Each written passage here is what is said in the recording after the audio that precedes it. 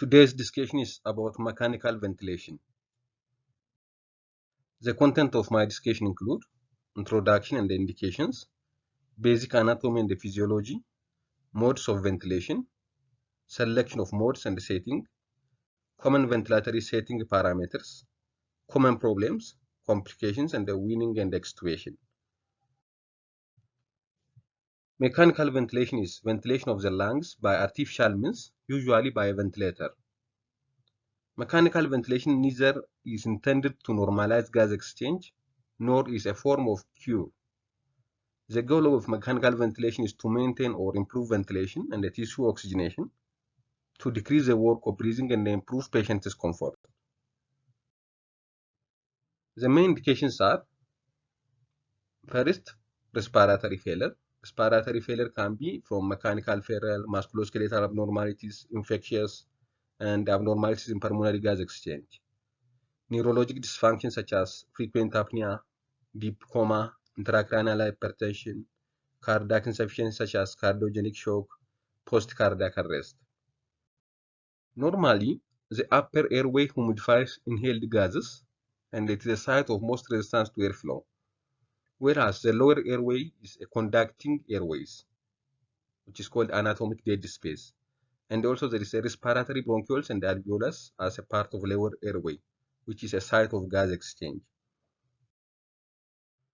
A pressure gradient is required for air to move from one place to another. Naturally, inspiration results from generation of negative intrapleural pressure. During positive mechanical ventilation, inspiration results from positive pressure. In both, exhalation results from alveolar pressure generated by the elastic recoil of the lung and the chest wall. Pressure necessary to move a given amount of air into the lung is determined by two factors. Those are lung and chest wall elastance or compliance and airway resistance.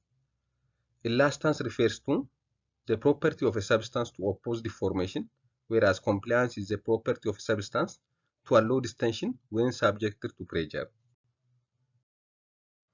Resistance refers to the opposition to generation of flow.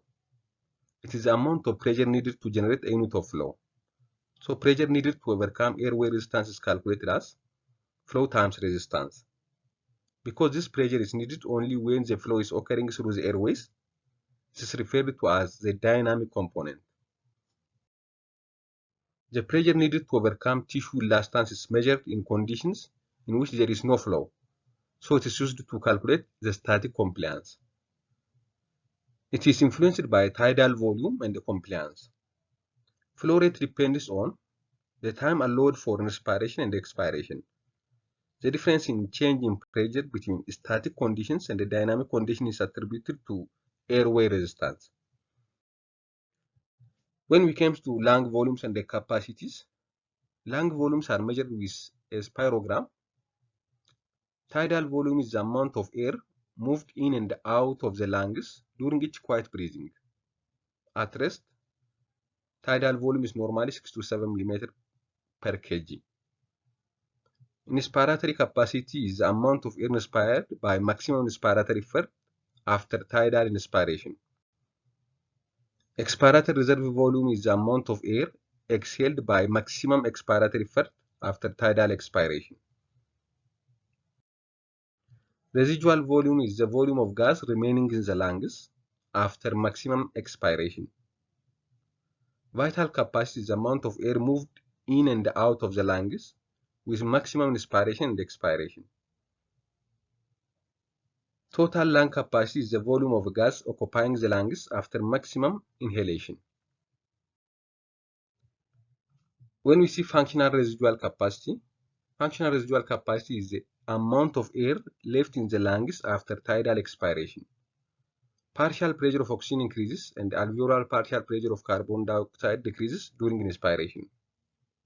During exhalation, partial pressure of oxygen decreases and partial pressure of carbon dioxide increases. Functional residual capacity acts as a buffer, minimizing the changes in partial pressure of oxygen and the partial pressure of carbon dioxide during inspiration and expiration. A decrease in functional residual capacity is often encountered in alveolar interstitial disease and thoracic deformities. The major pathophysiologic consequence of decreased functional residual capacity is hypoxemia. Reduced functional residual capacity results in a sharp decline in partial pressure of oxygen during exhalation because a limited volume is available for gas exchange. Pulmonary compliance is decreased at abnormally low or high functional residual capacity. Functional residual capacity is abnormally increased in intrathoracic airway obstruction, which results in incomplete exhalation and abnormally decreased in alveolar interstitial disease. At excessively low or high functional residual capacity, tidal respiration requires higher inflation pressures compared to normal functional residual capacity. Abnormalities of functional residual capacity result in increased work of breathing with spontaneous respiration and increased barotrauma in mechanical ventilation. Let's see phases of mechanical ventilation. Planning of a ventilatory strategy must consider the 4 phases of the respiratory cycle separately. The first one is initiation of respiration and a variable that is controlled, which is called mode. The second is inspiratory phase characteristics. Then termination of inspiration, which is called cycle, and expiratory phase characteristics. The initiation of inspiration might be said to occur at a predetermined rate and interval regardless of patient effort, or it could be timed in response to a patient effort. The ventilator breathes either is controlled entirely by the ventilator, which is called control mode, or it supports the patient's inspiratory effort to predetermined inspiratory volume or pressure target, which is called support mode. To start from the control modes, there are different types of control modes. The first one is intermittent mandatory ventilation mode. In this one, inspiration is initiated as a set frequency with a timing mechanism independent of patient's effort. In between, the patient can breathe spontaneously. This allows for adjustment of ventilator support according to the patient's need. But the lack of synchrony is there, and just due to this lack of synchrony, to evade this, synchronized intermittent ventilation is used, which we'll discuss next. In the case of synchronized intermittent mandatory ventilation, the ventilator provides the patient with a preset number of breaths per minute at specified tidal volume and FiO2. In between the ventilator delivered breaths, the patient is able to breathe spontaneously at his own tidal volume and rate with no assistance from the ventilator. Adding pressure support during spontaneous breaths can minimize the risk of increased work of breathing. Ventilator's breaths are synchronized with the patient's spontaneous breath. This is used to wean the patient from mechanical ventilator. Weaning is accomplished by gradually lowering the set rate and allowing the patient to assume more work. So, synchronized intermittent mandatory ventilation. In this case, ventilatory breaths are synchronized with the patient's spontaneous breath. So this is just very important for weaning the patient from the ventilation by gradually lowering the set rate and allowing the patient to assume more work. The next one is assist control mode. In this case, every breath is triggered by pressure or flow generated by patient effort and assisted with either pre-selected inspiratory pressure or volume. The rate of respiration is therefore determined by the patient's inherent rate. A backup total obligatory rate is set to deliver a minimum number of breaths which cannot be used in the weaning process. There are control variables. Once initiated, either tidal volume or the pressure delivered by the machine can be controlled. With volume control, machine delivered volume is the primary control and the inflation pressure generated depends on the respiratory system's compliance and resistance. Whereas in pressure control, the pressure changes above the baseline is the primary control and the tidal volume delivered to the lung depends on the respiratory system's compliance and resistance. The third mechanism of ventilation is pressure regulated volume control. This combines the advantage of volume control and the pressure control. In this mode, the tidal volume and the inspiratory time are controlled as primary variables, but the ventilator determines the amount of pressure needed to deliver the desired tidal volume. Inflation pressure is thus adjusted to deliver the prescribed tidal volume over the prescribed inspiratory time, depending on the patient's respiratory compliance and resistance. Till now, I'm discussing about different types of control modes. Let's see support modes. Support modes are classified as pressure support and the volume support. Pressure support and the volume support ventilations are designed to support patient's spontaneous respiration. With pressure support ventilation, initiation of respiration is triggered by the patient's spontaneous breath, which is then supported by rapid rise in ventilatory pressure to pre-selected level. Pressure support can be combined with SIMV or synchronized intermittent mandatory ventilation. This is useful in the process of being weaned and in neuromuscular weakness patients. In volume support ventilation, all spontaneous breaths are supported. Inspiratory pressure to support spontaneous breath is adjusted to grant a preset tidal volume. The other mode of ventilation is CPAP or continuous positive airway pressure. This is used during spontaneous breathing. CPAP allows to observe the ability of the patient to breathe spontaneously while still on the ventilator. This is used for intubated and non-intubated patients. It might be used as a weaning mode and for nocturnal ventilation. When we see the use of CPAP and PEEP or positive index expiratory pressure, CPAP and PEEP prevent atelectasis or collapse of alveolus. They treat atelectasis or collapse of alveolus. They improve gas exchange and oxygenation. They are used to treat pulmonary edema. Pressure helps expulsion of fluid from alveolus. Non-invasive bi-level positive airway pressure ventilation is also the other mechanism of ventilation. BiPAP is provided by means of a nasal mask or nasal prongs or a full face mask. The system allows the clinician to select two levels of positive pressure support: an inspiratory pressure support level, referred to as IPAP, and an expiratory pressure called EPAP.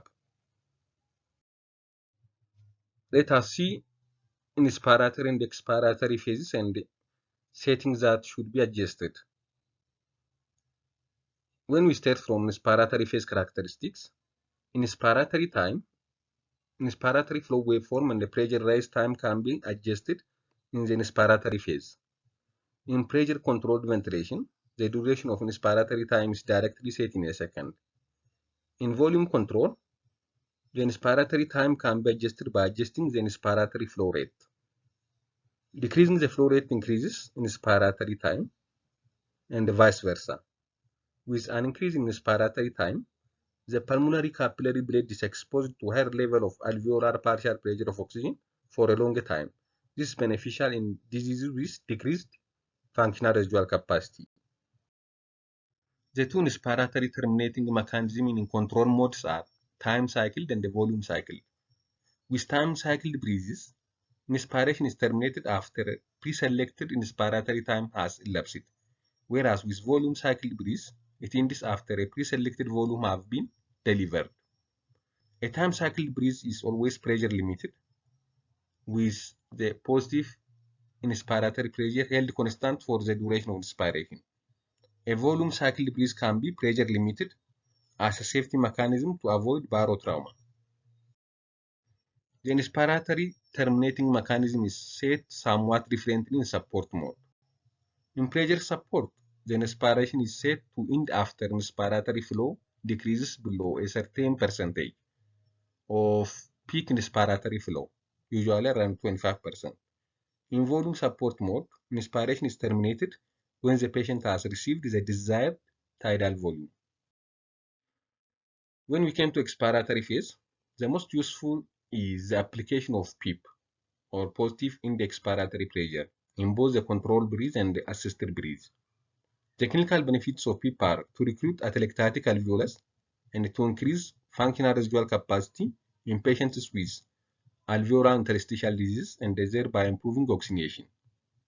Excessive PEEP, on the other hand, leads to over-distension of the alveoli and reduced compliance, decreases venous return, increases pulmonary vascular resistance, and decreased cardiac output. Let's see common ventilator setting or parameters that we can control. The first is fraction of inspired oxygen. The percent of oxygen concentration that the patient is receiving from the ventilator. Initially placed on higher level of FiO2, then decreases slowly. Tidal volume is the amount of air inspired and expired with each breath, usually between 5 to 15 ml per kg. Lower tidal volume targets are now recommended around 6 to 8 ml per kg. The other is respiratory rate. Total respiratory rate equals patient rate plus ventilatory rate. Minute ventilation is the volume of inspired air in 1 minute. This minute ventilation equals tidal volume times respiratory rate. In special cases, hypoventilation or hyperventilation is desired. The other is inspiratory to expiratory ratio. The ratio of inspiratory time to expiratory time during a breath. Usually, this should be around 1 to 2. The expiratory time should be slightly prolonged compared to inspiratory time. The other is peak flow or flow rate, the speed of delivering air per unit of time, and is expressed in liters per minute. The higher the flow rate, the faster peak airway pressure is reached, and the shorter the inspiratory, and vice versa. The other is psi. A breath that has a greater volume than the tidal volume. It provides hyperinflation and prevents atelectasis. Usually volume is 1.5 to 2 times tidal volume. The other thing is peak airway pressure. If the peak airway pressure is persistently above 30 cm of water, the risk of barotrauma is increased. So we should have to maintain below that. On volume cycled ventilators, the pressure limit dial limits the highest pressure allowed in the ventilator circuit. Once the high pressure limit is reached, inspiration is terminated. The other issue is about trigger sensitivity. The sensitivity function controls the amount of patient effort needed to initiate an inspiration. Common settings are -1 to -2 cm of water. All air delivered by the ventilator passes through the water in the humidifier where it is warmed and desaturated. The other issue is about ventilator alarms. This comprises audible and visual alarm systems. It is categorized according to volume and pressure, which can be high and low. High pressure alarm is one of rising pressure. Low pressure alarm one of disconnection of the patient from the ventilator or circuit leaks. Pharmacologic sedation and paralysis can ensure total control of the patient's ventilation by mechanical means and may result in life-saving improvement in gas exchange with reduction in inhalation pressure. Deep sedation must be ensured so that the patient does not sense pain and discomfort. Benzodiazepines and opioids are the agents most commonly used. In extreme situations, paralysis with a non-depolarizing agent such as vecuronium is required.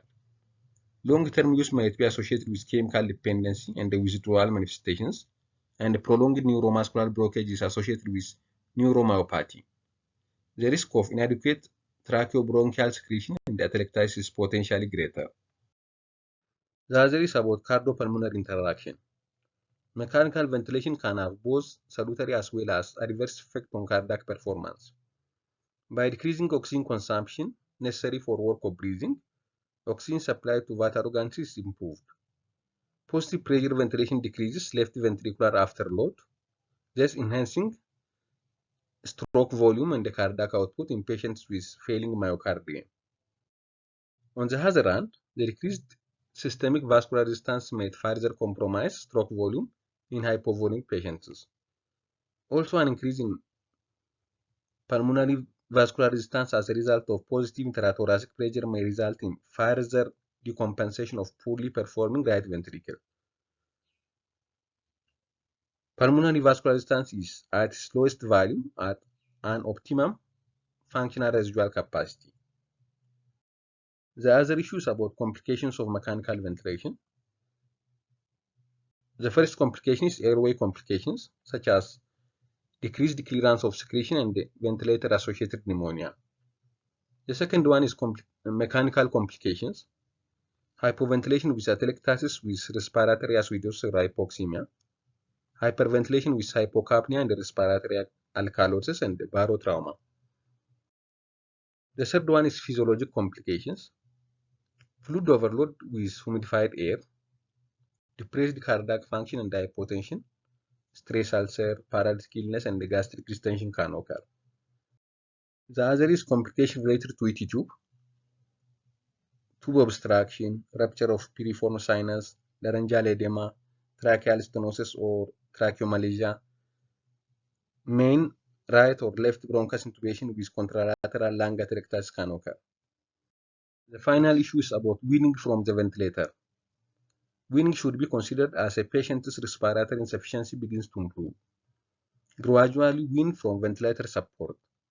With synchronized intermittent mandatory ventilator, the ventilator rate is slowly reduced along the patient's spontaneous breaths to assume a larger proportion of the minute ventilation.